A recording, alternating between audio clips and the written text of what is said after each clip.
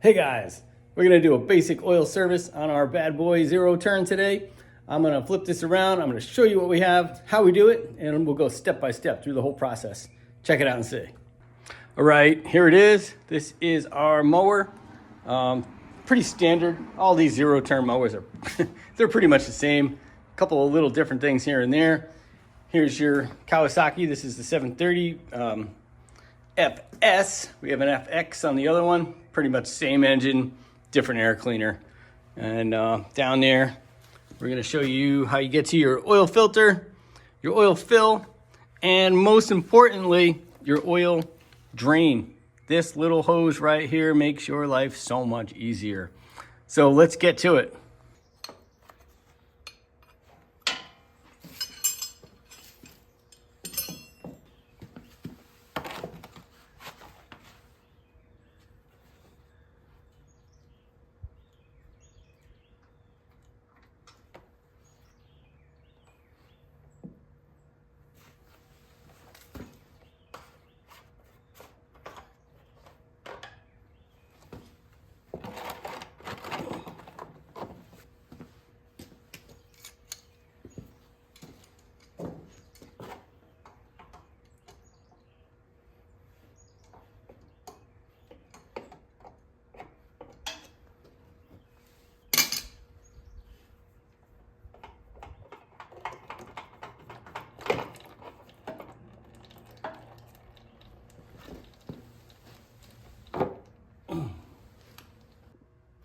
This is what we're using for oil. I've had people ask me in the past, what kind of oil do you use and how much? So these engines take, technically they take like 1 3/4 of a quart, sometimes 2 quarts. It depends on how you check it. I'm not really sure. I usually end up putting the full 2 quarts in. Maybe it's over a little, but that's what the dipstick's for. I believe the manual does say 1 3/4, but we're gonna use genuine Kawasaki oil. We're using a 1040 on this in the filter. Let's get that installed.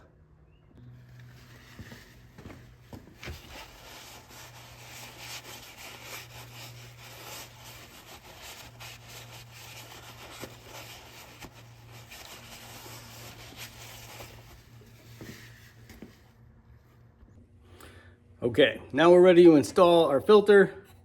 So we're just gonna take the drop of oil on your finger and you're gonna put it around the gasket here. That way, now you've wiped off the area I just showed you there.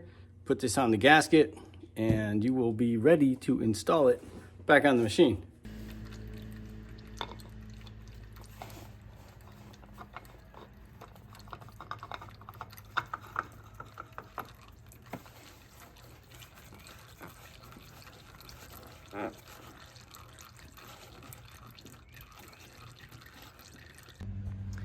All right, now we have our filter reinstalled, hand tight. You only use the tool to remove the filter and then you put it on hand tight. So make sure it's clean so you can get a good grasp on it. You're just gonna, like I said, hand tighten it. You don't have to over force it. Okay, now the oil is drained, and I'm not sure if I mentioned earlier, you wanna make sure that your oil is warm, because if it's warm, it's gonna come out a lot easier. So we have drained the oil into our fancy little drain pan.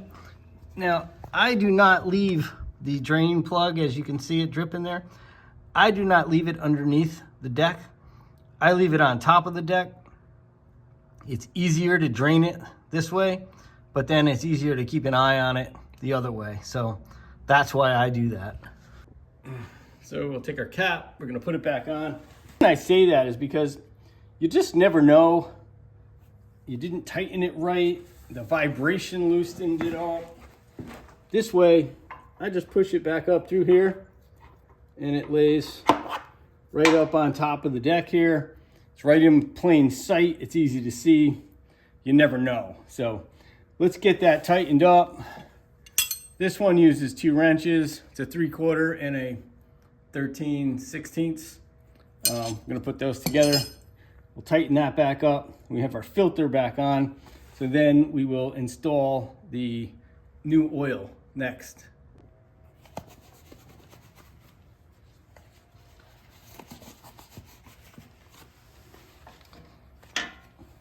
Why do I have these big gloves on? That's a great question. So I can't tell you how many times I've done this with the wrenches and my hand has slipped off and smashed a knuckle. So for the minute that it takes to put on the gloves, that's what I'm gonna do.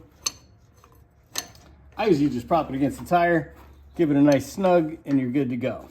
There's a rubber washer on the inside of that, so I've never had one come loose, but like I said, it's better you leave it up there and you can see it. I usually use this transmission funnel, makes life a lot easier. Like I said, here's our 1040, we're gonna put this in. Pour it in a little slower, because sometimes it backs up through the tube and it can't overfill. You don't want to do that because you'll spill oil. So just trying to pour it in a little slower. And we're going to see what it takes. We'll do 1 3/4 quarts and then we'll put in the full 2 quarts and we'll see what the dipstick says. We'll see how it reads. All right, here goes the 2nd quart. Let's get this going in here. All right, so that's 1 3/4. Let's leave it there and then we'll check it out and see what the level is.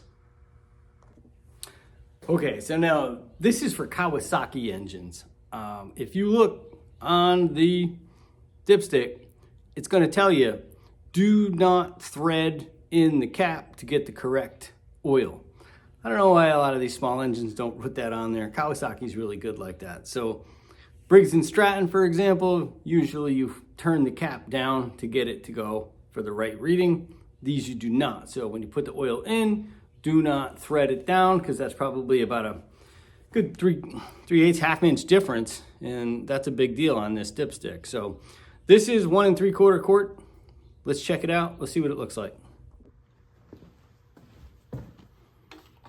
Down. Okay, let's see if you guys can see this. I think you can see the level. This is full. That's the line where it's supposed to be. And that shows perfectly full. Now we didn't start the engine yet and there is no oil in the filter. So let's make sure it's ready to go. Let's start it up and see what it is after it runs for a couple of minutes.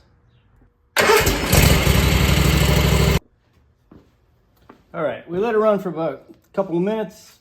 Let's pull this out. Let's see what the oil level is now. Remember, don't thread it in. Put it in.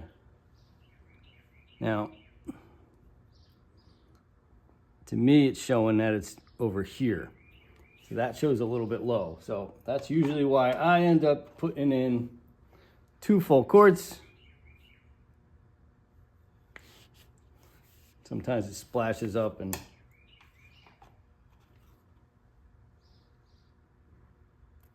you know, I always check the next day or so, especially after I run it, just check the oil again. It takes you a minute to check it, make sure it's right. But I am gonna go with the full 2 quarts. Let's get that in there.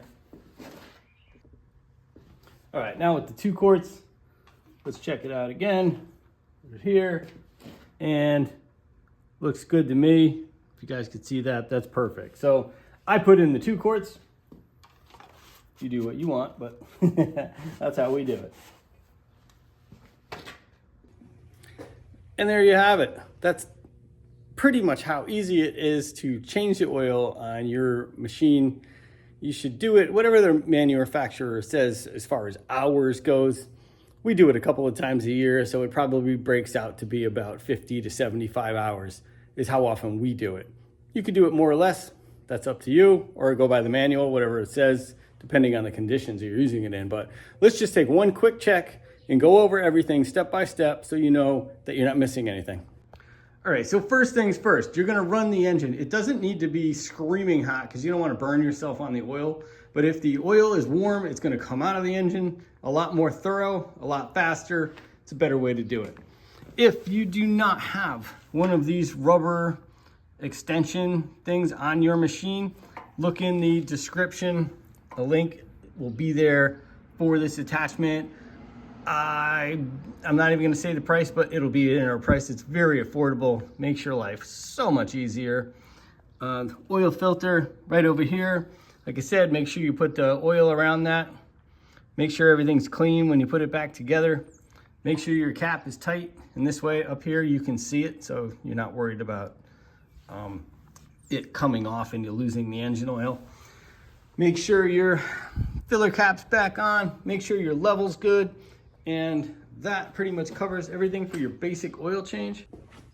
And I always check the oil in our machines pretty much on a daily, weekly basis, but especially after an oil change, just check it the next day, run it for a little bit, cut whatever you're cutting, and then check it again, you know. But that is really how easy it is. Like I said, all the products that we use are in the description. There'll be links in there for everything. Thank you guys so much. I hope this video helps. And look in the end screens because I have hydro service in there, and I have blade services and all other stuff that we do to the machines. Hope it helps. Thanks. Peace.